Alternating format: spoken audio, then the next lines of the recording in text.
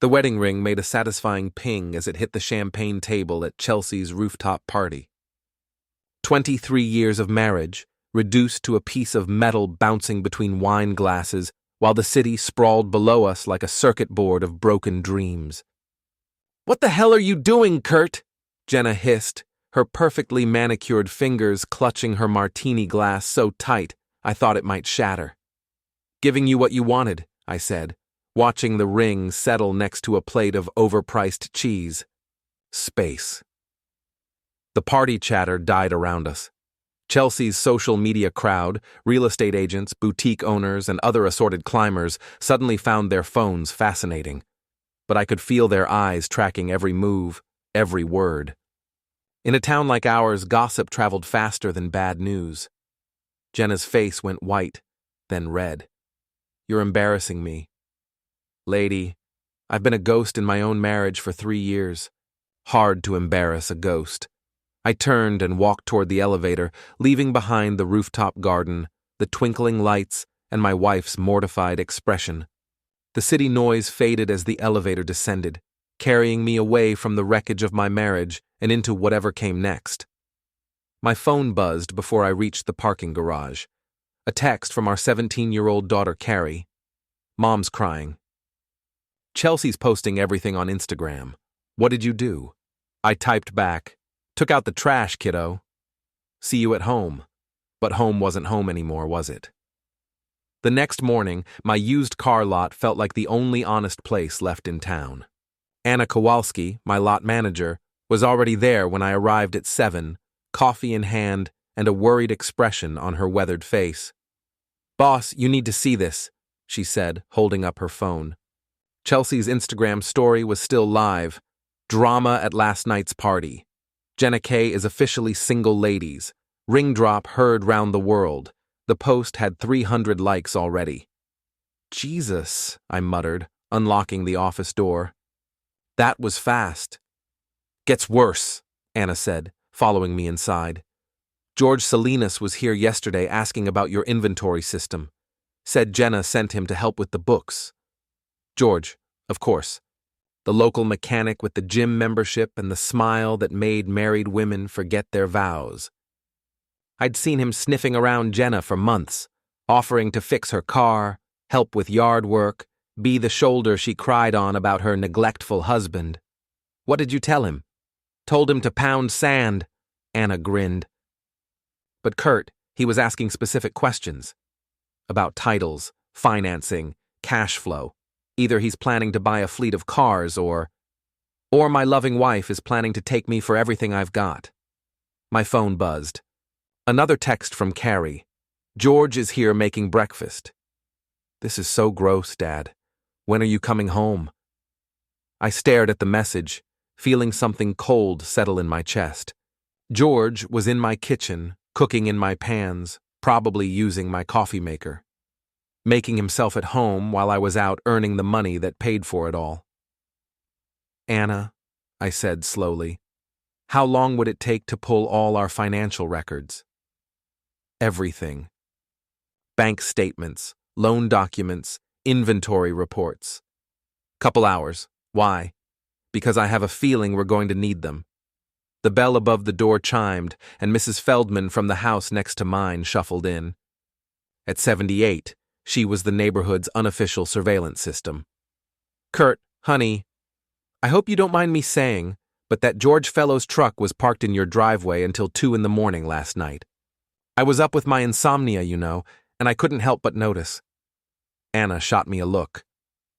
2 in the morning? "After the party ended," Mrs. Feldman continued.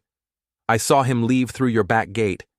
Didn't want to be nosy, but—" "Mrs. Feldman, you're a treasure," I said. "Can I buy you lunch sometime this week?"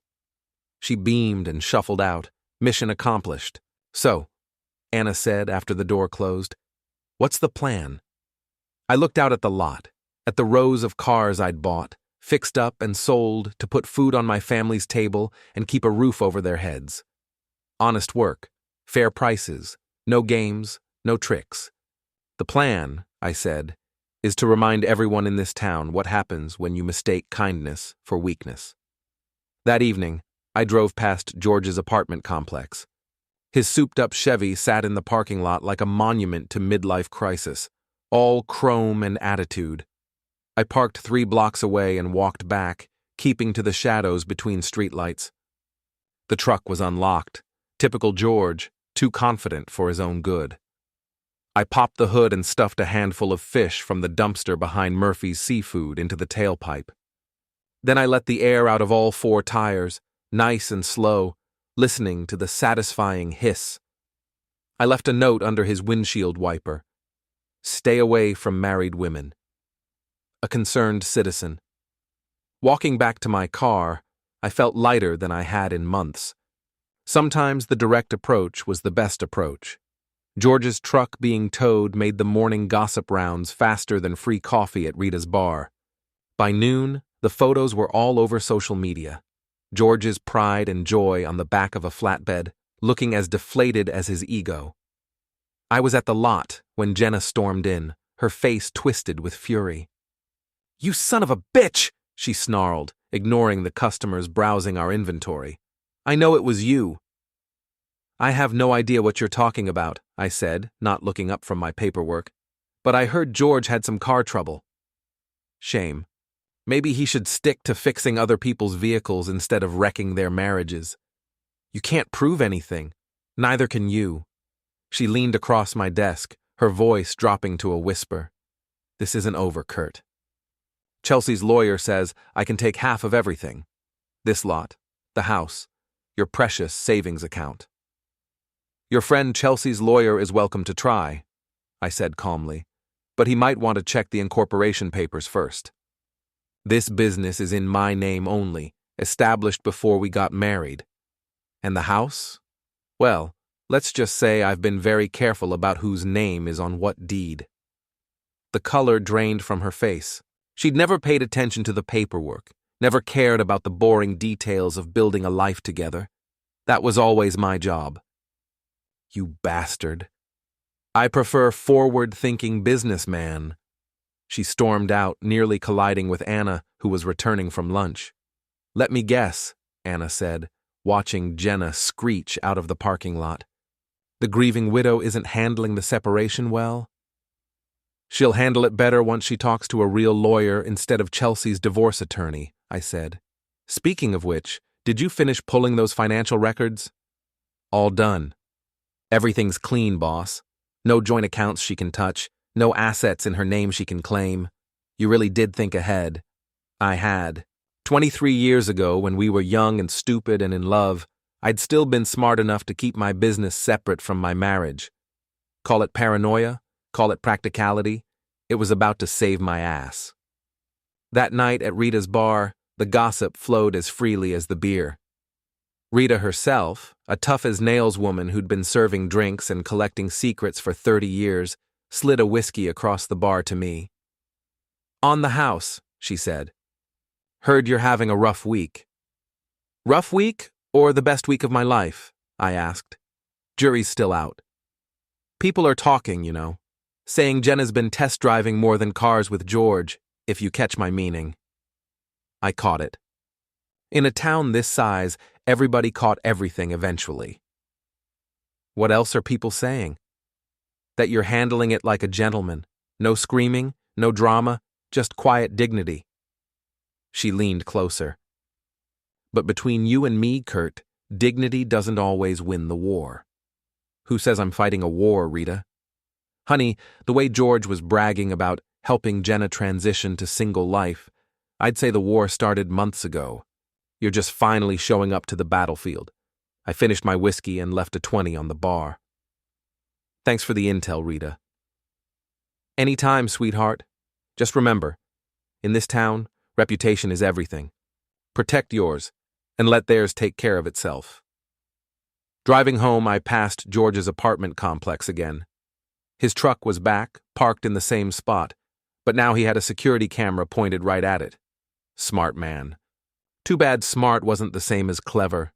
I had bigger plans brewing anyway. The grand reopening banner stretched across the front of my lot like a declaration of war. I'd been planning this event for months. New inventory, special financing, the works. but now it served a different purpose. I'd invited everyone. The Chamber of Commerce, the Rotary Club, all of Chelsea's social media followers, even the local newspaper. In a town where everyone knew everyone else's business, I was about to give them the story of the year. Anna had worked overtime setting up the PA system, the balloon arch, even a small stage where I could address the crowd.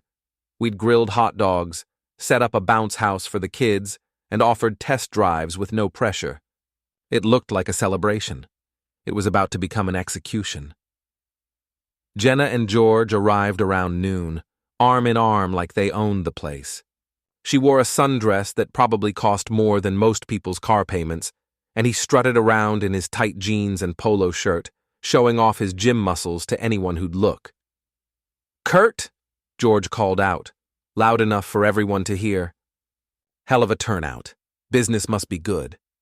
"Business is excellent," I replied, stepping up to the microphone. "In fact, it's so good I thought I'd share some of the highlights with everyone." The crowd gathered around the small stage, maybe 60 people, including half of Chelsea's party crew and most of my regular customers. Phones came out, ready to capture whatever came next. "I want to thank everyone for coming today," I began.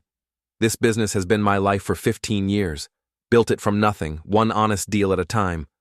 And I've learned that success isn't just about selling cars, it's about trust, about knowing who your real friends are." I nodded to Anna, who was standing by the PA system controls. "For example, I recently discovered that some people I trusted were making plans behind my back. Private plans, plans they thought would never see the light of day." Anna hit the play button. Jenna's voice crackled through the speakers, crystal clear. "He's got money hidden everywhere, George. The lot, the savings accounts, probably cash stashed in the garage. We just need to be smart about it." George's voice followed. "Don't worry, baby. I've got connections. We'll take him for everything and make it look legal." "Guy's too trusting for his own good." Jenna again. "He thinks I'm just some housewife who doesn't understand business. Wait until he sees what I really understand." The crowd went silent. Phones captured every shocked expression, every whispered comment. Chelsea's face went pale as she realized her best friend had just been exposed as a gold-digging schemer. "Funny thing about trust," I said into the microphone. "Once it's broken, it's really hard to rebuild." George pushed through the crowd toward the stage, his face red with rage. "You son of a bitch! That's private property!" "Actually, George, that voicemail was left on my business phone. My property, my recording. I stepped down from the stage to meet him face to face. But please, tell everyone how you were planning to help my wife transition to single life." He swung at me, a wild haymaker that telegraphed itself from 3 counties away. I sidestepped, and his momentum carried him straight into the oil-stained tarp covering our maintenance area. He went down hard, landing in a puddle of motor oil and looking like the fool he'd always been. The crowd erupted in laughter and camera flashes. Carrie, who'd been watching from the edge of the group, was recording everything on her phone with a huge grin. "Dad," she called out, "should I post this on TikTok?" "Your call, kiddo," I said, helping George to his feet with exaggerated courtesy. After all, everyone deserves their 15 minutes of fame. Jenna was screaming something about lawsuits and harassment, but her voice was drowned out by the crowd's laughter and commentary. Chelsea grabbed her arm and dragged her toward the parking lot, hissing something about damage control and social suicide. The party continued without them. People bought cars, ate hot dogs, and shared the videos that would make George and Jenna infamous throughout the county. By evening, I'd sold 6 vehicles and gained about 100 new followers on the lot's social media pages. Anna locked up the cash box and shook her head in amazement. "Boss, I've seen some sales events in my time, but that was something special." "Just getting started," I said, watching the last of the crowd disperse. Round 1 goes to the home team. But I knew this wasn't over. Desperate people did desperate things, and Jenna was nothing if not desperate. The warehouse sat on the edge of town like a monument to better times, back when manufacturing jobs meant something and people built things that lasted. Now it was just empty space and broken windows, the kind of place where bad decisions came to die. I'd chosen it carefully for what I hoped would be the final act of this little drama. The text I'd sent to Jenna was simple. Meet me at the old Morrison warehouse at 8 p.m. Come alone. We need to settle this like adults. Bring George if you want, but this ends tonight. Of course, I'd also sent a message to Anna. Emergency at the warehouse. Jenna and George are planning something big. Bring backup. And Anna, bless her devious heart, had texted Chelsea, Kurt's meeting them at the warehouse. He's got cash and car titles. This could get ugly. Chelsea, ever the drama queen, had done exactly what I'd hoped. She'd rallied her social media followers for a live confrontation special, promising her Instagram audience front row seats to the showdown. By 7:45, I was positioned inside the warehouse with a clear view of all entrances. By 7:55, Jenna and George arrived in his newly repaired truck, looking nervous but determined. By 8:05, Chelsea's convoy of SUVs and sedans pulled up outside, disgorging a small army of phone-wielding socialites ready for blood. Kurt! Jenna's voice echoed through the empty space. We're here! Let's get this over with. I stepped out of the shadows, hands empty, expression calm. Glad you could make it. Both of you. George puffed out his chest. Look, man, this doesn't have to get ugly. Just sign over what's fair and we'll call it even. Fair? I laughed. George, you've been screwing my wife for 6 months and plotting to steal my business. What exactly do you think is fair? I think fair is half of everything, Jenna said, pulling out a folder of papers. Chelsea's lawyer drew up the documents. You sign, we all walk away clean. Chelsea's lawyer, I repeated. The same Chelsea who's standing outside with 20 of her closest friends, live streaming this whole conversation? Their faces went white as they realized they'd been played. The warehouse doors opened, and Chelsea's crew poured in, phones recording, voices chattering with excitement. Surprise! Chelsea called out, her phone held high. Ladies and gentlemen, welcome to the final episode of Jenna's messy divorce drama. But I wasn't done yet. Anna appeared from behind a support pillar, holding her own phone and a small recording device. Before we get to the main event, I announced to the growing crowd, I think everyone should hear what Jenna and George really had planned for tonight. Anna hit play on the recorder. George's voice filled the warehouse. If he doesn't sign, we'll say he threatened us. Maybe roughed you up a little. Domestic violence charges, restraining order, the whole 9 yards. Judge will give you everything. Jenna's voice followed. And if that doesn't work, we'll say he's been hiding money, cheating on taxes. I know where he keeps his files. The crowd gasped. Chelsea's live stream exploded with comments and reactions. Even George looked shocked that their private conversation had been recorded. Funny thing about making plans, I said, walking closer to where Jenna and George stood frozen. Sometimes other people are making better plans. George tried to rush me, but this time I was ready. I grabbed his arm, twisted it behind his back, and walked him face first into the nearest wall. Not hard enough to cause real damage, but hard enough to make a point. Here's what's going to happen, I said, my voice carrying clearly through the warehouse.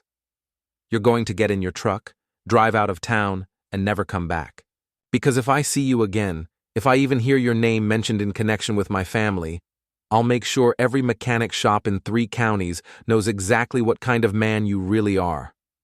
I let him go, and he stumbled toward the exit, his tough guy act completely shattered. As for you, I said, turning to Jenna, you can have the divorce, but you'll take what the law says you're entitled to and nothing more. No business, no house, no hidden assets that don't exist anyway. You can't do this to me, she screamed. I gave you the best years of my life.